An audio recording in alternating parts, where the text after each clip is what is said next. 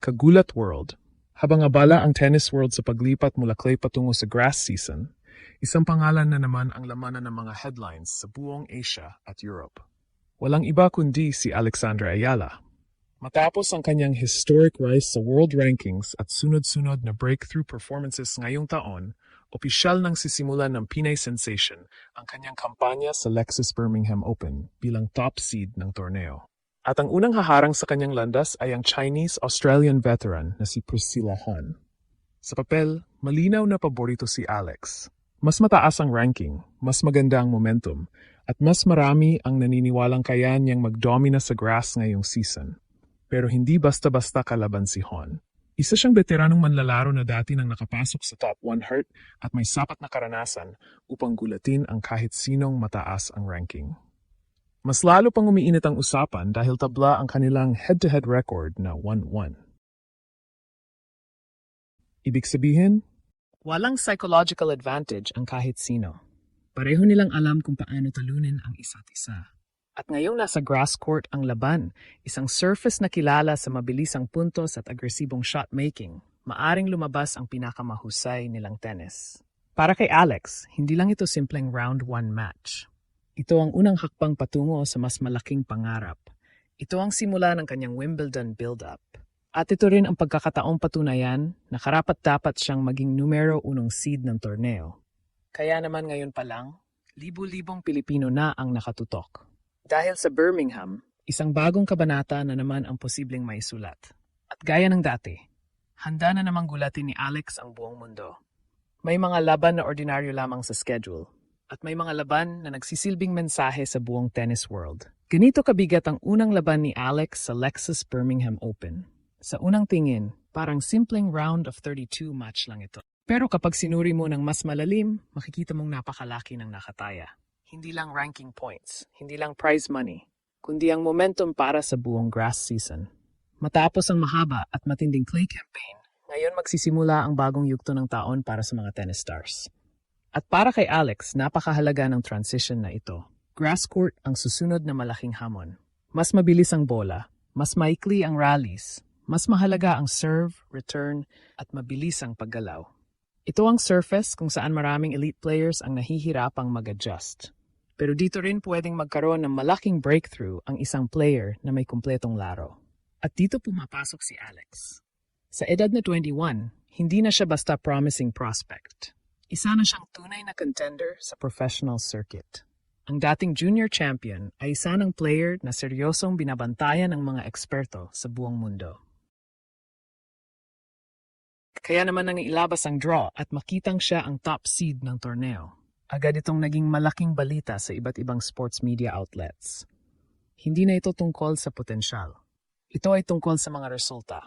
At ang unang pagsusulit niya ay si Priscilla Hon, isang veteranong Australian player na may Chinese heritage. Isang manlalarong maraming pinagdaanan sa professional tour. At higit sa lahat, isang atleta na hindi natatakot sa mas mataas na ranked opponents. Sa katunayan, hindi na bago kay Hon ang ganitong sitwasyon. Marami na siyang nakalabang mas malalaking pangalan sa nakaraan. At alam niyang ang isang magandang performance laban sa top seed ay maaring magbukas ng bagong momentum para sa kanyang career. Kaya kahit malaking underdog siya sa papel, siguradong hindi siya basta papasok sa court para lamang makilahok. Papasok siya upang manalo.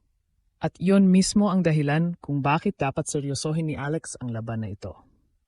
Dahil sa professional tennis, hindi sapat ang ranking, hindi sapat ang pagiging paborito. Ang mahalaga ay kung sino ang mas mahusay sa mismong araw ng laban. At sa Birmingham, isang bagay ang sigurado. Kapag bumukas na ang unang punto ng kanilang laban, mawawala na ang lahat ng projections at predictions. Dalawang atleta na lamang ang matitira, at isa sa kanila ang magpapatuloy sa susunod na round. Ang tanong ngayon, magiging simula ba ito ng isang championship run para kay Alex? O may nakahandang malaking sorpresa ang Chinese-Aussie veteran na si Priscilla Hon? Ngayon, pag-usapan naman natin ang pinaka-importanteng bahagi ng laban na ito. Ang mismong basketball equivalent ng game plan. Dahil kung may isang dahilan kung bakit maraming analysts ang naniniwalang paborito si Alex laban kay Priscilla Hon, ito ay dahil sa estilo ng kanilang laro. Sa modernong tennis, hindi sapat ang lakas ng palo, hindi sapat ang bilis. Kailangan mo ng kumpletong arsenal. At sa kasalukuyan, iyon ang unti-unting nabubuo kay Alex.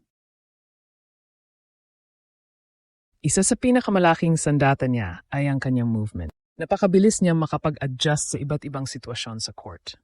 Kapag napunta sa depensa, kaya niyang habulin ang mga bola. Kapag may pagkakataon para umatake, mabilis siyang lumilipat mula defense papuntang offense. At sa grass court, napakahalaga ng katangiang ito. Dahil mas mabilis ang bounce at mas maikli ang oras para magdesisyon. Ang isa pang malaking advantage ni Alex ay ang kanyang confidence. Hindi ito iyong simpleng kumpiyansa na galing sa salita. Ito ay confidence na nabuo mula sa aktual na tagumpay laban sa mga world-class opponents. Sa nakalipas na mga buwan, paulit-ulit niyang pinatunayan na kaya niyang makipagsabayan sa pinakamagagaling sa mundo. Kaya kapag pumasok siya sa court laban kay Hon, hindi siya papasok bilang underdog. Papasok siya bilang player na alam ang kanyang kakayahan. Pero hindi rin dapat maliitin si Priscilla Hon. Sa katunayan, maaaring siya ang uri ng kalaban na pinakamapanganib para sa isang top seed. Bakit? Dahil wala siyang pressure. Lahat ng pressure ay nasa panig ni Alex. Kapag nanalo si Alex, sasabihin ng lahat na iyon ang inaasahan. Pero kapag nanalo si Hon, isa na naman itong malaking upset story.